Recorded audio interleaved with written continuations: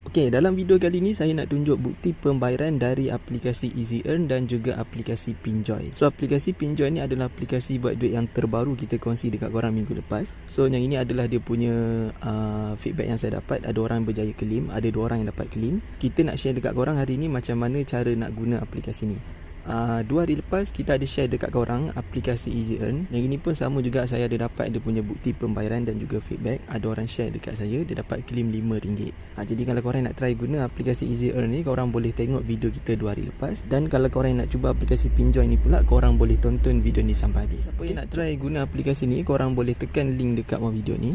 Nanti korang install dia macam biasa kat dalam phone korang. Lepas tu daftar pakai email ataupun Facebook korang. So kita jelaskan secara singkat sahaja sebab hari tu kita dah buat video lengkap dia. Jadi dekat dalam aplikasi ni, kalau korang nak dapatkan duit, korang kena ada duit warna hijau untuk korang tukar dengan duit dekat sini guys. So korang buat task, korang dapat duit hijau and korang boleh tukar duit hijau tu dekat reward sini.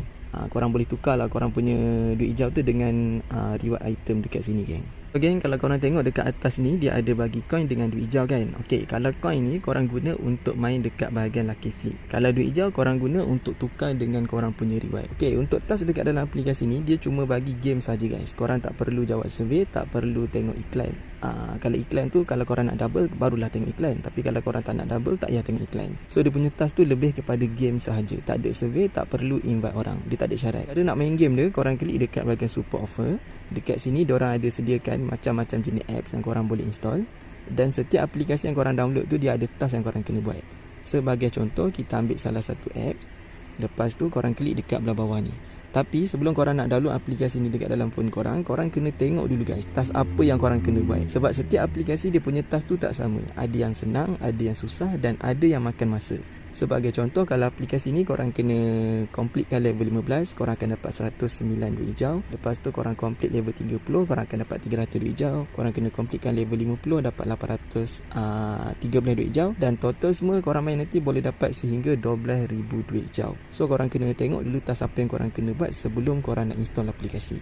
Okey, saya ada dapat beberapa soalan daripada korang. Ada orang tanya saya, bang, aplikasi yang saya dah buat task ni semua, kalau saya dah dapat dia punya point, dah lengkapkan dia punya task, boleh ke saya delete? Jawapan dia boleh guys. Aplikasi yang korang dah lengkapkan dia punya task tu semua, korang boleh delete. Tapi nanti bila korang dah withdraw korang punya duit, selagi korang tak withdraw duit korang, jangan delete aplikasi yang korang dah buat task. Lepas tu kalau coin pula, korang boleh main dekat belah bawah ni.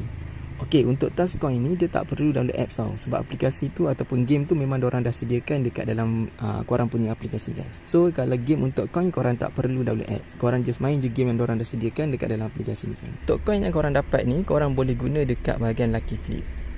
So dekat sini dia ada bagi card yang korang kena buka semua card ni ataupun chip. Setiap kali korang nak buka dia punya chip, korang kena ada 100 coin. Dan dia akan bagi random, sama ada korang dapat duit hijau ataupun korang dapat chip. Ataupun korang dapat chip dah. Ataupun korang dapat coin balik. So kalau nak buka dia punya chip ni, kena ada 100 coin.